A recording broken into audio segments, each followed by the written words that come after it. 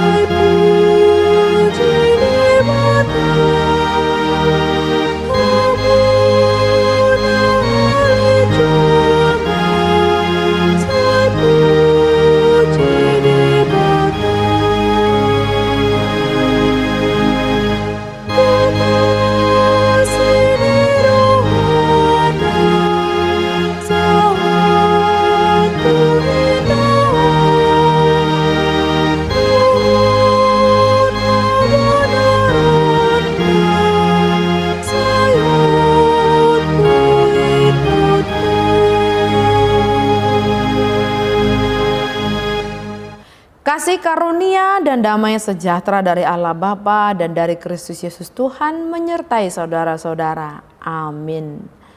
Saudara-saudara, firman Tuhan renungan harian Rabu 16 Maret 2022 dari kitab Mazmur pasal 150 ayat 6 mengatakan, biarlah segala yang bernafas memuji Tuhan. Haleluya. Dalam bahasa Batak Toba mengatakan, Sudena marhosa iko memuji Jehovah. Haleluya. Ketika saya masih kecil, orang tua saya memelihara beberapa jenis ternak yang salah satunya adalah ayam. Masih kental dalam ingatan saya jawaban almarhum Bapak atas pertanyaan saya ketika mengamat-amati cara ayam minum. Demikian percakapan kami.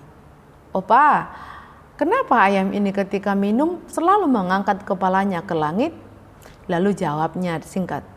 Ketika ayam minum, dia selalu memuji Tuhan.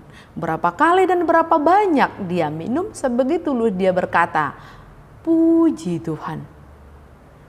Jawaban ini sangat lama saya pegang hingga saya pelajari di biologi sebab musabab ayam mengangkat kepala ketika hendak menenggak air.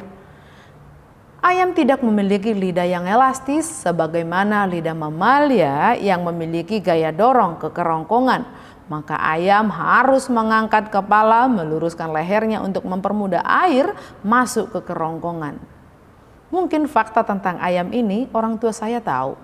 Namun dia menggunakan kesempatan ini melalui ciptaan Allah yang unik ini mengajarkan kepada saya seluruh ciptaan Allah memuji-mujinya dengan beragam cara. Alkitab sering sekali menasihati umat Allah untuk memuji Tuhan. Dalam perjanjian lama penulis menggunakan 3 kata dasar untuk memanggil orang Israel untuk memuji Allah. Ada kata barak yang juga diterjemahkan berkat. Kemudian ada kata halal yaitu kata dasar dari haleluya yang artinya puji Tuhan. Ketiga ada kata yadah yang kadang-kadang diterjemahkan berilah syukur. Dalam perjanjian lama, nyanyian pertama dalam Alkitab dinyanyikan setelah bangsa Israel menyeberang Laut Merah. Pada hakikatnya menjadi pujian dan ucapan syukur kepada Allah. Musa memerintahkan orang Israel untuk memuji Allah atas kebaikannya, memberikan kepada mereka tanah perjanjian. Panggilan untuk memuji Allah juga bergemar di seluruh perjanjian baru. Yesus sendiri memuji Bapanya di sorga. Tidak terkecuali Paulus dalam surat-suratnya, ia mengharapkan semua bangsa memuji Allah. Dan pada akhirnya, dalam gambaran yang diberikan kitab Wahyu, sejumlah besar orang kudus dan malaikat senantiasa memuji Allah. Pujian yang benar kepada Allah tidak akan terbatas pada ruang ibadah. Kita dapat sungguh-sungguh memuji Allah hanya bila kita melihat kebesaran dan kebaikannya, serta mengingat dan merenungkan segala sesuatu yang telah dilakukannya dalam penciptaan dan dalam penebusan serta pribadi kita. Dengan demikian pujian merupakan suatu tanggapan berkuasa dari hati yang mengungkapkan sukacita, ucapan syukur dan kerinduan untuk bersekutu dengan Tuhan kita. Selain memuji Allah dengan nyanyian dan alat musik kita di tempat ibadah, Kita dapat memuji Allah dengan cara hidup yang penuh kasih dan sukacita, dengan iman di dalam Kristus, dengan cara kemenangan atas kuasa-kuasa iblis, juga dengan cara rasa lapar dan haus rohani kerajaan dan kebenarannya, juga dengan pengabdian kepada firman-Nya, dengan kasih Allah yang dicurahkan ke dalam hati kita oleh Roh Kudus, dan juga dengan cara pemberitaan Injil-Nya, dan dengan pengharapan akan kedatangannya kembali yang tidak akan lama lagi.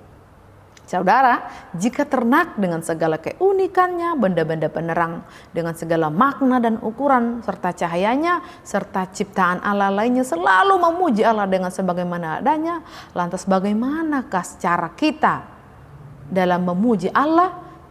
Selamat merenung, kita berdoa.